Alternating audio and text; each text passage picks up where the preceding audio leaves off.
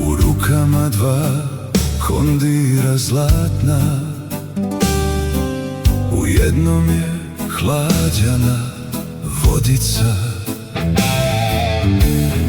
Pa se šeće po bojištu mlada, svakom ranu svojom rukom briše, svakog leči, vodom ga napaja, dok tišina pada preko polja.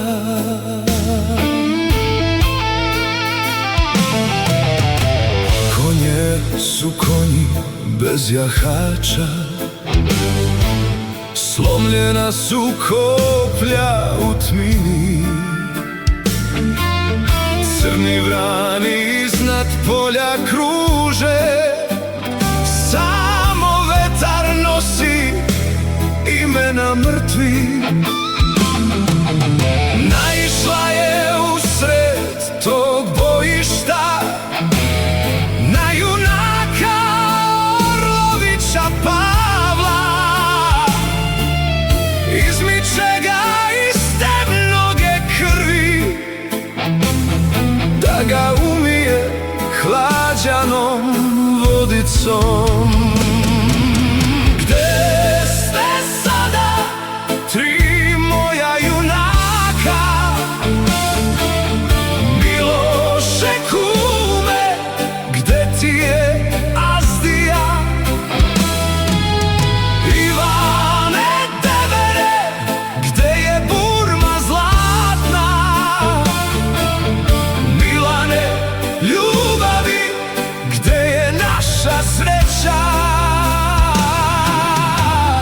Kome sviće ova bela zora, dok vas čeka verna devojka? Samo vetar vaše ime nosi.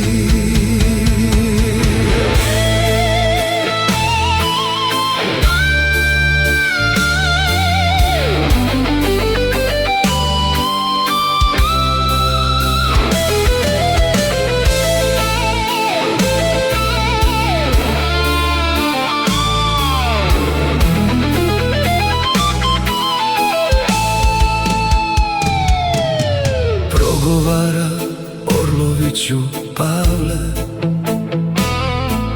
zalud tražiš tri vojvode, sestro, tamo gde su najgušća koplja, tamo su ti sva tri poginula. Zalud čuvaš Azdiju i Burmu, džaba ti je koprena od zlata. Idi, sestro, svom bijelom dvoru, sa krvavim skutom i rukama. Gde ste sada, tri moja junaka, Miloše kume, gde ti je Azdija, Ivane devere, gde je Burma zlatna, Milane ljubavi, gde je naša sreća? Kome sviće ova bela zora, dok vas čeka verna devojka? Samo vetar vaše ime nosi. Zaplaka se kosovka devojka, kukajući iz bijela grla. Jao, jadna, hude sam ti sreće, da se za bor zelen uhvatim, i on bi se zelen osušio.